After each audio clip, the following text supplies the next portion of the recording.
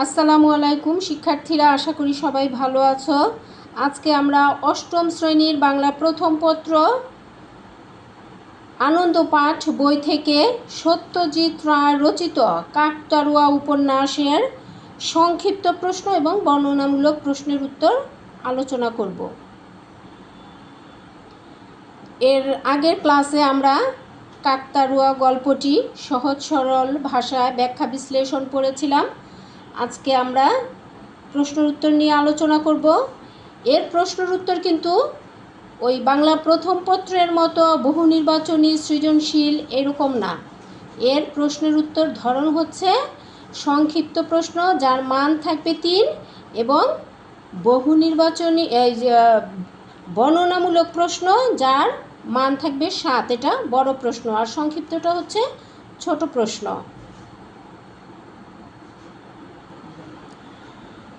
সংক্ষিপ্ত প্রশ্ন যার মান 3 এগুলো প্রথমে আমরা আলোচনা করব।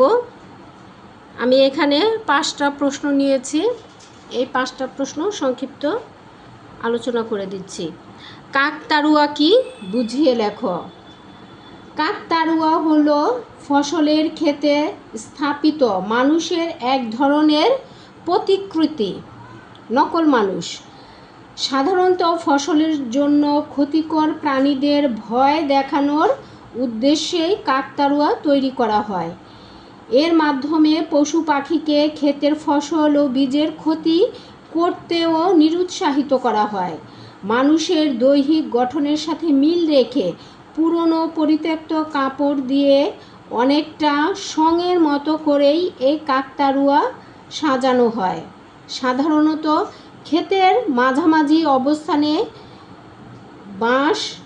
বাঁশে বেঁধে মাটিতে গর্ত করে এই কাকতাড়ুয়া পুঁতে রাখা হয়। খ প্রশ্ন, অভিরামকে চোর প্রমাণ করতে পারার কারণ ব্যাখ্যা করো।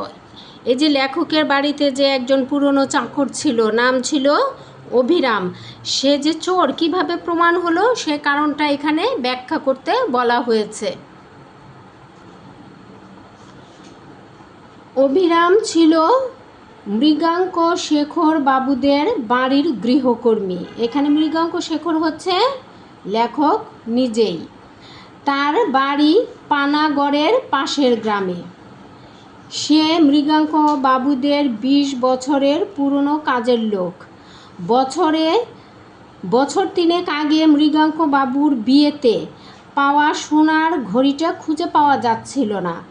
ঘড়িটি উদ্ধারের জন্য মৃগাঙ্ক বাবুর বাবা বাড়িতে ওঝা ডেকে আনেন। ওঝা কুলোতে চাল ছুঁড়ে মেরে প্রমাণ করে দেয় যে অভিরাম চোর, অভিরামই ঘড়িটা চুরি করেছে। ওঝারা মানুষের কুসংস্কারপূর্ণ মনোভাবকে কাজে লাগিয়ে নিজের স্বার্থ সিদ্ধি করে। মৃগাঙ্ক শেখর বাবুর বাবা একজন কুসংস্কারাচ্ছন্ন মানুষ, তাই তিনি চোর ধরার জন্য ওঝাকে বিশ্বাস করেন। ওঝা জানে সবাই বাড়ির লোক, একমাত্র অভিরামই বাড়ির বাইরের লোক, তার উপর বাড়ির কাজের লোক সে, ফলে তাকে চোর বললে সবাই বিশ্বাস করবে। এই সুযোগ নিয়েই ভণ্ড ওঝা অভিরামকে চোর সাব্যস্ত করে। অভিরামকে চোর প্রমাণ করতে পারার এটাই ছিল কারণ। প্রশ্ন নম্বর গ, কাকতাড়ুয়া গল্পের নকল মানুষ আসলে কি তার বর্ণনা দাও। এই যে কাকতাড়ুয়া গল্পটা পড়লাম, এখানে নকল মানুষকে এই কাকতাড়ুয়া কিন্তু এখন এই কাকতাড়ুয়ার এই গল্পে কাকতাড়ুয়ার যে ভূমিকা সেটার বর্ণনা এখানে আমাদের লিখতে হবে। কাকতাড়ুয়া গল্পের নকল মানুষ আসলে একটা কাকতাড়ুয়া। মাঠের মধ্যে যে জায়গায় শীতের ফসলের ক্ষেত ছিল তারই মাঝখানে দাঁড়িয়েছিল এই কাকতাড়ুয়া। ক্ষেতের মধ্যে একটা খাড়া বাঁশ মাটিতে পুঁতে সেই বাঁশের সঙ্গে আড়াআড়িভাবে একটা বাঁশ ছড়ানো হাতের মতো দুদিকে বেরিয়ে আছে। এই হাত দুটি গলানো রয়েছে একটা ছেঁড়া জামার 2টি আস্তিনের মধ্য দিয়ে। খাড়া বাঁশটির মাথায় রয়েছে একটি উপর করা মাটির হাঁড়ি। হাঁড়িটি কালো রং করা, তার উপর সাদা রং দিয়ে আঁকা রয়েছে বড় বড় করে চোখ মুখ। পাখিরা এই কাকতাড়ুয়াকে আসল মানুষ ভেবে ভুল করে, ভয়ে আর তারা খেতে ফসল নষ্ট করতে আসে না। এটা হচ্ছে কাকতাড়ুয়ার বর্ণনা। কাকতাড়ুয়া গল্পের নকল মানুষ আসলে এই কাকতাড়ুয়াই ছিল, কিন্তু লেখক এখানে কল্পনায় ঘুমের ঘোরে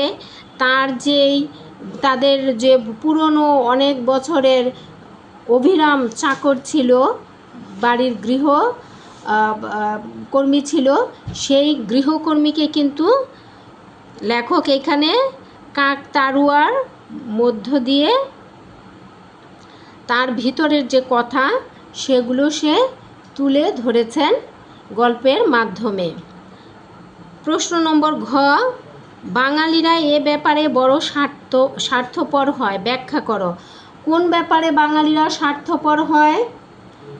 ওই যে লেখক যখন, আমরা গল্প পড়লাম, লেখক যখন গাড়ির নষ্ট দাঁড়িয়েছিল একাকী, তার পাশ দিয়ে কিন্তু গাড়ি চলে গেছে, কেউ কোনো সাড়া শব্দ করেনি, সেই স্বার্থপরের কথাই বলা হয়েছে। এবার আমরা প্রশ্ন আকারে কীভাবে লিখব সেটা দেখি। বাঙালিরা এ ব্যাপারে বড় স্বার্থপর হয় বলতে এখানে উপযাচক হয়ে অন্যকে সাহায্য করার বিষয়ে ইঙ্গিত করা হয়েছে। কাকতাড়ুয়া গল্পে মৃগাঙ্ক বাবু একটি অনুষ্ঠানে অংশগ্রহণ করতে কলকাতায় যাচ্ছিলেন।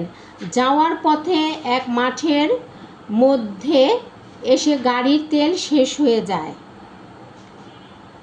তিনি অপরিচিত এলাকায় একাকী গাড়িতে থেকে যান এবং ড্রাইভারকে তেল আনতে পাঠান। কিছুক্ষণ পর তিনি গাড়ি থেকে নেমে চারপাশ দেখতে লাগলেন। এই সময়ে দুটি অ্যাম্বাসেডর ও একটি লরি তার পাশ দিয়ে গেলেও গাড়ির লোকগুলো মৃগাঙ্ক বাবুকে রাস্তার পাশে দাঁড়িয়ে থাকার বিষয়ে জানতে আগ্রহ দেখায়নি, সোজাসুজি চলে যায়। বিপদগ্রস্ত একজন মানুষের অন্তত খোঁজ নেওয়া উচিত ছিল মনে করে তিনি এ ধরনের লোকজনের মানসিকতা নিয়ে মনে মনে প্রশ্ন তোলেন। অবশ্য অন্যের বিপদে সহায়তা না করার প্রবণতা বাঙালির সহজাত বলেই তিনি আলোচ্য মন্তব্যটি করেছেন। এখানে লেখক কিন্তু নিজের কথাও বলেছেন যে লেখকও হয়তো এমনই করতেন, কারণ তিনিও যাতে বাঙালি। ও নম্বর প্রশ্ন, তারা মানুষের গন্ধ পায়, কাদের সম্পর্কে এবং কি প্রসঙ্গে একথা বলা হয়েছে বুঝিয়ে লেখ। মৃগাঙ্ক বাবু মাঠের মধ্যে একটি কাকতাড়ুয়া দেখে এর কার্যকারিতা সম্পর্কে ভাবনার এক পর্যায়ে আলোচ্য মন্তব্যটি করেন। কাকতাড়ুয়া দেখে পাখালি সেটিকে মানুষ মনে করলেও কুকুরের ক্ষেত্রে তেমনটি হওয়ার সম্ভাবনা নেই বলে তিনি এ মন্তব্য করেছেন, কেননা কুকুর মানুষের গন্ধ পায়। এখানে তারা বলতে কিন্তু এই কুকুরকেই বোঝানো হয়েছে। মৃগাঙ্ক বাবু একজন জনপ্রিয় সাহিত্যিক। একটি অনুষ্ঠানে যোগ দিতে কলকাতা যাওয়ার পথে গাড়ির তেল শেষ হয়ে যাওয়ায় তিনি এক মাঠের মধ্যে আটকা পড়েন। ড্রাইভার তেল আনতে চলে গেলে তিনি একাকী পথের মাঝে হাঁটাচলা করতে থাকেন। অদূরে একটি কাকতাড়ুয়া দেখতে পান এবং মানুষের আকৃতিতে বানানো সেটি।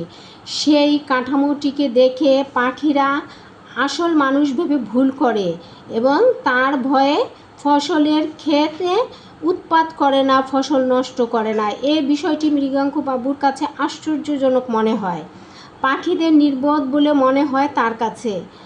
পক্ষান্তরে কুকুরের ঘ্রাণ শক্তি প্রখর হওয়ার এমনটি সম্ভব নয় বলে তিনি মনে করেন, কেননা ঘ্রাণ শক্তি ব্যবহার করে কুকুর ঠিকই তা শনাক্ত করে ফেলবে যে এটা আসল মানুষ কিনা নকল মানুষ। এ প্রসঙ্গেই তিনি মন্তব্যটি করেছেন যে তারা মানুষের গন্ধ পায়। এখানে তারা বলতে কুকুরকেই বোঝানো হয়েছে। শেষ হলো আমাদের সংক্ষিপ্ত প্রশ্নের উত্তর। এর প্রত্যেকটা প্রশ্নের মান হচ্ছে 3।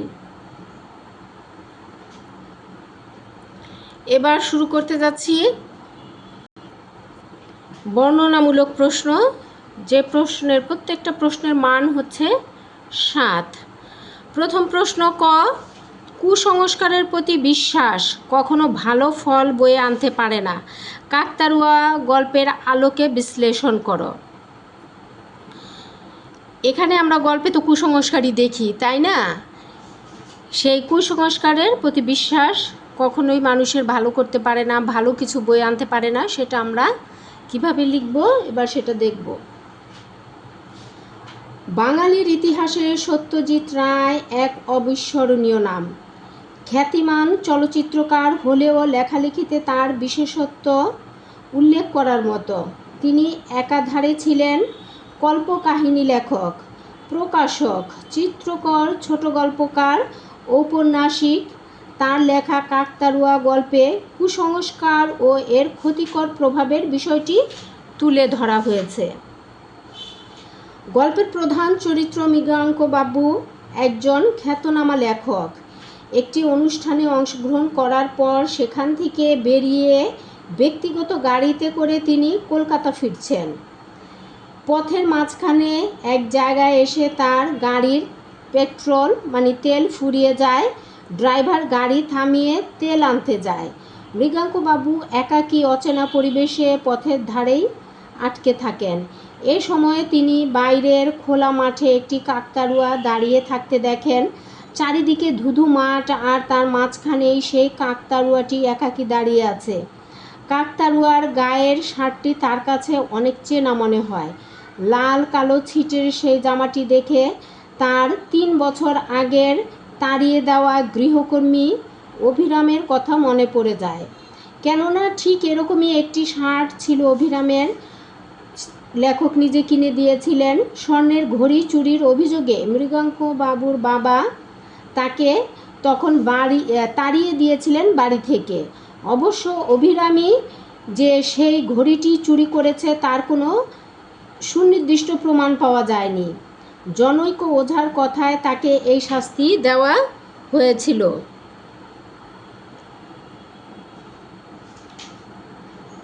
অভিরাম পরবর্তীকালে চরম অর্থকষ্টে পড়ে এবং রোগে ভুগে মৃত্যুবরণ করে। সেই অভিরামী কাকতাড়ুয়া রূপে লেখককে জানায় যে বাড়িতে আলমারির নিচের পিছনের দিকটায় ঘড়িটি এখনও পড়ে আছে।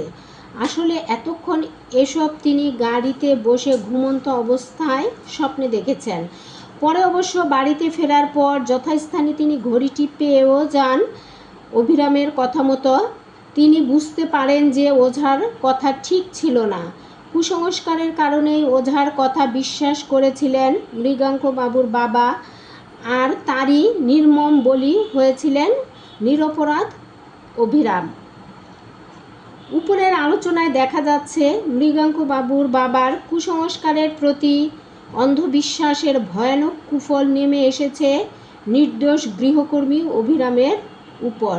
তাই বলা যায় কুসংস্কারের প্রতি বিশ্বাস কখনো ভালো ফল বয়ে আনে না। আমরা সবাই মনে প্রাণে কুসংস্কারকে বিশ্বাস করব না, এটাকে মন থেকে বাদ দিব। প্রশ্ন নম্বর খ, কাকতাড়ুয়া গল্পে কুসংস্কারের বিশ্বাস ভালো নয়, এর বাইরেও যে বিষয়টি উঠে এসেছে সে বিষয়টি সম্পর্কে আলোকপাত করো। বলছে এখানে এই গল্পে কুসংস্কারের বিশ্বাস তো ভালো নয়, আমরা আগের প্রশ্নে দেখলাম। এর বাইরেও যে বিষয়টি উঠে এসেছে সে সম্পর্কে আলোকপাত করতে বলা হয়েছে। এই উত্তরটি আমরা এভাবে লিখব সাজিয়ে। কাকতাড়ুয়া গল্পে সত্যজিৎ রায় কুসংস্কারের ক্ষতিকর দিক তুলে ধরেছেন। কুসংস্কারে বিশ্বাস করা যে কখনো ভালো ফল বয়ে আনতে পারে না, এই সত্যটি সুন্দরভাবে এ গল্পে প্রতিফলিত হয়েছে। এই গল্পে মৃগাঙ্কবাবু একজন লেখক। তিনি একটি অনুষ্ঠান শেষে বাড়ি ফিরছিলেন। পথে গাড়ির তেল ফুরিয়ে গেলে এ সময় তিনি গাড়িতে অপেক্ষা করতে থাকেন। অবশেষে আশেপাশের প্রকৃতি ও পরিবেশ নিরীক্ষণ করেন, দেখেন আর কি। একটি ক্ষেতের মধ্যে তিনি একটি কাকতাড়ুয়া দেখতে পান। তিনি অনুভব করেন কাকতাড়ুয়াটি তার দিকে ধীরে ধীরে এগিয়ে আসছে। এক সময় কাকতাড়ুয়াটিকে তার মানুষ বলে মনে হয়, আর কাকতাড়ুয়াটিও তার কাছে এগিয়ে এসে কথা বলতে শুরু করে। তিনি লোকটিকে চিনতে পারেন। এই তো 3 বছর আগে চুরির দায়ে কাজ ছাড়িয়ে দেওয়া তাদের গৃহকর্মী অভিরাম। অভিরাম ছিল মৃগাঙ্ক শেখর বাবুর বাড়ির কাজের লোক। সে দীর্ঘ 20 বছর তাদের বাড়িতে ছিল। ওঝার কথায় মৃগাঙ্ক বাবুর বাবা স্বর্ণের ঘড়ি চুরির অপরাধে তাকে কাজ থেকে বাদ দিয়ে বাড়ি থেকে বের করে দেন। অভিরাম দুঃখ কষ্ট নিয়ে বাড়ি ফিরে আসেন, আর কোনো চাকরি করে না। অবশেষে অসুখে ভুগে তার মৃত্যু হয়। অভিরাম জানায় সে ঘড়ি চুরির অপরাধে তাকে বাড়ি থেকে বের করে দেওয়া হয়েছে। সে ঘড়ি আজও আলমারির পিছনে পড়ে আছে। এরপর মৃগাঙ্ক বাবুর ঘুম ভেঙে যায়। তিনি বাড়ি এসে সত্যি ঘড়িটি সেখানে খুঁজে পান। ফলে তিনি স্থির করেন আর কখনো ওঝার সাহায্য নেবেন না। এভাবেই গল্পটিতে কুসংস্কারের কুফল তুলে ধরা হয়েছে। কিন্তু এ গল্পে আরও একটি গুরুত্বপূর্ণ বিষয় হলো গৃহকর্মীর সম্মান। আমাদের প্রত্যেকের বাড়িতেই কাজে সাহায্য করার জন্য গৃহকর্মী থাকে। আমরা অনেক সময় চেতনে বা অবচেতনে তাদের প্রতি অন্যায় করে ফেলি, তাদের যোগ্য সম্মান দেই না। তারাও মানুষ, তাদেরও যে আত্মসম্মান বোধ রয়েছে একথা ভুলে যাই। এই গল্পে 20 বছরের পুরনো ভৃত্যকে বিশ্বাস করা হয়নি, তাকে যথাযথ সম্মান দেওয়া হয়নি। কিন্তু শেষ পর্যন্ত অভিরাম চেতনে অবচেতনে মৃগাঙ্ক বাবুকে সেই সত্যের মুখোমুখি দাঁড় করিয়ে দেন। তাই গৃহকর্মীর প্রতি আমাদের যত্নশীল হতে হবে। তারা সাহায্য করে বলেই আমাদের জীবন সুন্দর হয়। অর্থের বিনিময়ে কাজ করলেও তারা কিন্তু মানুষ। এই শিক্ষাও আমরা এই গল্প থেকে পাই। কুসংস্কারে বিশ্বাস ভালো নয়, এর বাইরেও এই গুরুত্বপূর্ণ বিষয়টি এ গল্পে উঠে এসেছে। প্রশ্ন নম্বর 3 গ, মৃগাঙ্ক শেখর মুখোপাধ্যায়ের চরিত্রটি বিশ্লেষণ করো। এই মৃগাঙ্ক শেখর হচ্ছেন নিজেই লেখক, তিনি নিজেই গল্পটি লিখেছেন, তার চরিত্র আমরা বিশ্লেষণ করব। কাকতাড়ুয়া গল্পের নকল মানুষ আসলে একটা কাকতাড়ুয়া। মাঠের মধ্যে যে জায়গায় শীতের ফসলে এর ক্ষেত ছিল তারই মাঝখানে দাঁড়িয়ে ছিল একটি কাকতাড়ুয়া। ক্ষেতের মধ্যে একটা খাড়া বাঁশ মাটিতে পুঁতে রাখা, সেই বাঁশের সঙ্গে আড়াআড়িভাবে আরেকটা বাঁশ ছড়ানো হাতের মতো করে দুদিকে বেরিয়ে আছে। এই হাত দুটির গলানো রয়েছে একটা ছেঁড়া জামার 2টি আস্তিনের মধ্য দিয়ে। খাড়া বাঁশটির মাথায় রয়েছে একটা উপুর করা মাটির হাঁড়ি। হাঁড়িটি কালো রং করা, তার উপর সাদা রং দিয়ে আঁকা রয়েছে বড় বড় চোখ মুখ। পাখিরা এই কাকতাড়ুয়াকে আসল মানুষ ভেবে ভুল করে। এই যে এই কাকতাড়ুয়া গল্পটি, এখানে যে কুসংস্কার উঠে এসেছে সেই কুসংস্কারের বিরুদ্ধে সোচ্চার হয়ে দাঁড়িয়েছেন লেখক নিজে, মৃগাঙ্ক শেখর বাবু। মৃগাঙ্ক শেখর মুখোপাধ্যায় একজন সাহিত্যিক, লেখক হিসেবে তার বেশ খ্যাতি রয়েছে। তাই দুর্গাপুরে একটি ক্লাবের সাংস্কৃতিক অনুষ্ঠানে তাকে আমন্ত্রণ জানানো হয় মানপত্র দেওয়ার জন্য। তিনি ঠান্ডা মেজাজের মানুষ, সহজে কারো উপর রাগ করেন না। তবে যাত্রাপথে বিপদে পড়ায় তার মেজাজটা একটু খিটখিটে হয়ে যায়। মৃগাঙ্ক শেখর মুখোপাধ্যায় একজন ভালো পাঠকও, তাই রাস্তায় গাড়ি নষ্ট হলে তিনি ব্যাগ থেকে একটা গোয়েন্দা কাহিনীর বই বের করে পড়তে আরম্ভ করেন। সময় কাটাতে বই পড়তে পছন্দ করেন বলেই যাত্রাপথে নিজ ব্যাগে তিনি বই রাখেন। মৃগাঙ্ক শেখর চরিত্রে আত্মসমালোচনার গুণটিও প্রকাশ পেয়েছে। বাঙালিদের স্বার্থপরতার কথা বলতে গিয়ে তিনি নিজেও নিজের কথা ভেবেছেন। তিনি মনে করেন তার খ্যাতি আছে ঠিকই, তবে মজ্জাগত দোষগুলোর সংস্কার তার মধ্যেও রয়ে গেছে, হয়নি সংস্কার। একজন লেখক হওয়ার প্রকৃতিকে তিনি খুব গভীরভাবে নিরীক্ষণ করেছেন। প্রকৃতির সূক্ষ্ম থেকে সূক্ষ্মতর পরিবর্তনও তার নজর এড়ায়নি। পানাগড়ের মাঠ, রাস্তা ও দূরের গ্রামগুলো তিনি লক্ষ্য করেছেন ক্ষেতের মাঝের কাকতাড়ুয়াকেও। লেখক মৃগাঙ্ক শেখর মুখোপাধ্যায় একজন শিক্ষিত ও বিজ্ঞানমনস্ক মানুষ। তার পিতা ওঝার কথা বিশ্বাস করে 20 বছরের পুরনো গৃহকর্মীকে চুরির দায়ে কাজ থেকে তাড়িয়ে দেয়, কিন্তু এ বিষয়টা হয়তো কোথাও না কোথাও তিনি মানতে পারেননি। ফলে তার সত্যান্বেষী মনে এ ভাবনা সুপ্ত অবস্থায় ছিল, আর এই অবচেতন মনেই তিনি সেই সত্যটি আবিষ্কার করে ফেলেন। মৃগাঙ্ক শেখর মুখোপাধ্যায় চরিত্রটিকে লেখক একজন শিক্ষিত, সচেতন, শান্ত, বিজ্ঞানমনস্ক ও মানবিক মানুষ হিসেবে তুলে ধরেছেন। চেতনে অবচেতনে তিনি অভিরামের উপর হওয়া অন্যায়টি মেনে নিতে পারেননি কখনোই। তাই অবচেতনেই তিনি সত্যের উন্মোচন ঘটিয়েছেন। এর মধ্যে দিয়ে গৃহকর্মীর প্রতি তার ভালোবাসারও বহিঃপ্রকাশ ঘটে। আমরা তার মানবিক হৃদয়ের ও পরিচয় পাই। সর্বতোভাবেই তিনি একজন উন্নত চরিত্রের মানুষ। প্রশ্ন নম্বর ঘ, মৃগাঙ্ক বাবুর মানসিক অস্থিরতার স্বরূপ বিশ্লেষণ কর। এই উত্তরটি আমরা এভাবে শুরু করব। বিশ্ববিখ্যাত চলচ্চিত্রকার ও কথাসাহিত্যিক সত্যজিৎ রায়ের লেখা কাকতাড়ুয়া গল্পের কেন্দ্রীয় চরিত্র হচ্ছে মৃগাঙ্ক বাবু। কলকাতা যাওয়ার সময় অনুষ্ঠান শেষে কলকাতা ফেরার সময় পথিমধ্যে ঘটনাচক্রে একাকী বেশ কিছুটা সময় কাটানোর ফুরসত হয় লেখকের।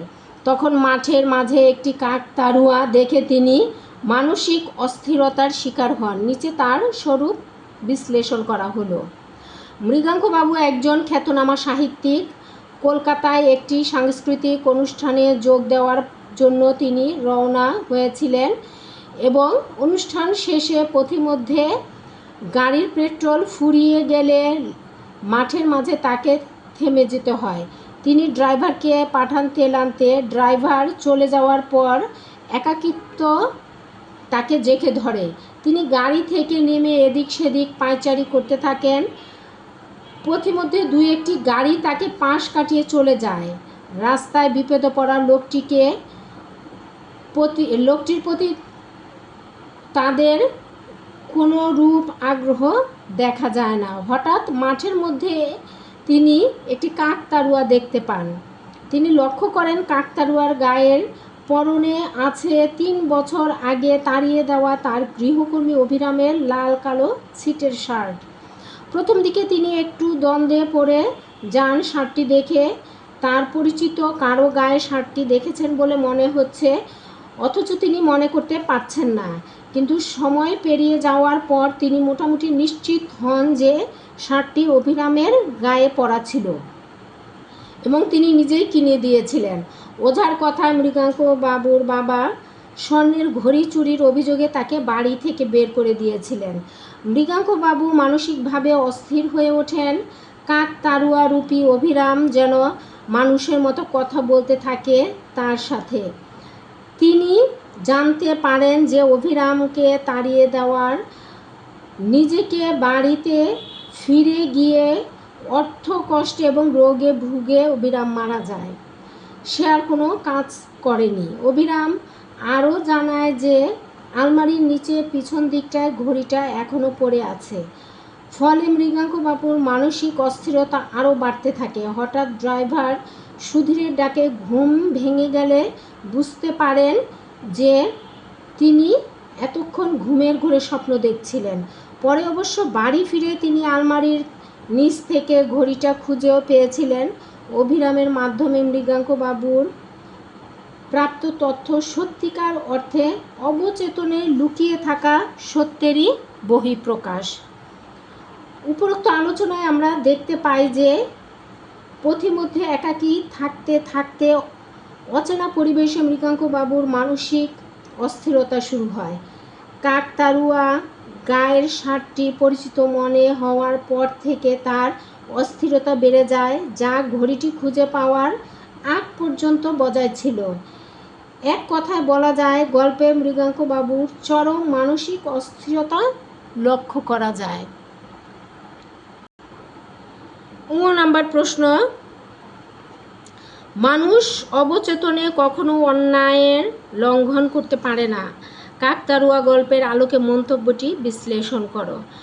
মানে অবচেতনে কখনোই কিন্তু ওই অন্যায় লঙ্ঘন করতে পারে না, এটাই কিন্তু চিরসত্য কথা।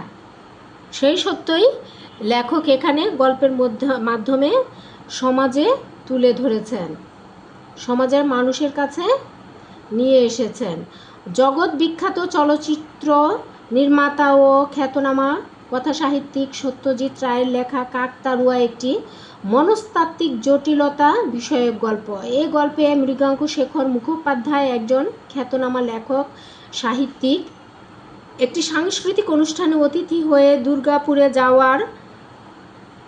গিয়েছিলেন এবং অনুষ্ঠান শেষে কলকাতা ফেরার পথে ঘটনাক্রমে তার মনস্তাত্ত্বিক জটিলতা ও তা অবসানের বর্ণনা আলোচ্য গল্পে উঠে এসেছে। মৃগাঙ্কশেখর গাড়ির পেট্রোল শেষ হয়ে গেলে তাকে পথিমধ্যে থেমে যেতে হয়। ড্রাইভার তেল আনতে গেলে একাকিত্ব অনুভব করেন। তিনি গাড়ি থেকে নেমে হাঁটাহাঁটি করতে থাকেন। হঠাৎ অনতি দূরে একটি কাকতাড়ুয়া দেখতে পান। কাকতাড়ুয়ার গায়ে পড়া শার্টটি দেখে তার মনে হয় সেটি যেন তার চেনা। কোথায় দেখেছেন সে অবশ্য মনে করতে পারছিলেন না। পরবর্তীতে কাকতাড়ুয়াটা জ্যান্ত মানুষের মতো কথা বলতে লাগলো। তিনি চিনতে পারেন যে কিছুদিন আগে তাদের বাড়ি থেকে তাড়িয়ে দেওয়া গৃহকর্মী অভিরাম, এবং তার গায়ে একরকম একটি শার্ট ছিল। মৃগাঙ্কবাবু বাবা একটি ঘড়ি চুরির অভিযোগে তাকে বাড়ি থেকে তাড়িয়ে দিয়েছিলেন। অবশ্য জনৈক ওঝার কথা বিশ্বাস করে তিনি অভিরামকে এমন শাস্তি দিয়েছিলেন। অভিরাম রূপী কাকতাড়ুয়াটি লেখককে জানায় যে সে ঘড়িটি ওই আলমারির নিচেই রয়েছে, অভিরাম সেটি চুরি করেনি। ঘড়িটি আলমারির পিছন দিকটায় এখনও পড়ে আছে। আসলে গাড়িতে একাকী বসে থাকতে থাকতে তিনি ঘুমিয়ে পড়েছিলেন আর ঘুমের ঘোরে এসব স্বপ্ন দেখেছিলেন। বাড়ি ফিরে তিনি ঘড়িটি আলমারির তলাতেই খুঁজে পান। অভিরামের মাধ্যমে মৃগাঙ্কবাবুর প্রাপ্ত তথ্য সত্যিকার অর্থে অবচেতনে লুকিয়ে থাকা সত্যেরই বহিঃপ্রকাশ। ফলে তিনি বুঝতে পারেন যে ওঝার কথা ঠিক ছিল না। তাই সিদ্ধান্ত নেন ভবিষ্যতে কোনো ব্যাপারে সিদ্ধান্ত নিতে ওঝার সাহায্য নেবেন না, কোনো ঝাড়ফুঁক বিশ্বাস করবেন না। নিজের চিন্তা চেতনাকে কাজে লাগিয়ে সিদ্ধান্ত নিলে ভুল শুদ্ধ যাই হোক, অন্তত স্বীয় অন্তরকে ফাঁকি দেওয়া হবে না। উপরের আলোচনায় দেখা যায় যে কাকতাড়ুয়া রূপে অভিরাম যেসব কথা বলে গিয়েছে সেসব মূলত মৃগাঙ্কবাবুরই অবচেতন মনের কথা। চাকরি হারিয়ে অর্থকষ্টে মারা যাওয়া অভিরাম কিভাবে তার সাথে দেখা করবে? নিজের অবচেতন মনের বক্তব্যই সত্য বলে ধরা দিয়েছে হারিয়ে যাওয়া ঘড়িটি পুনরায় খুঁজে পাওয়ার মধ্য দিয়ে। আসলে মানুষ জানা সত্ত্বে ছল চাতুরি যাই করুক না কেন, অবচেতন মনে সর্বদা সঠিকটাই অনুসরণ করে। মৃগাঙ্কবাবু সাথেও ঘটে যাওয়া ঘটনা তারই সার্থক রূপায়ণ। কাজেই আমরা নির্দ্বিধায় বলতে পারি যে মানুষ অবচেতনে কখনো ন্যায়ের লঙ্ঘন করতে পারে না, ন্যায়ের পথেই থাকে। আজকের মতো শেষ হচ্ছে আমাদের ক্লাস। সবাই ভালো থেকো, সহজে পড়া শিখিকে সাবস্ক্রাইব করো, লাইক দিও, শেয়ার করো। ধন্যবাদ সবাইকে। আসসালামু আলাইকুম।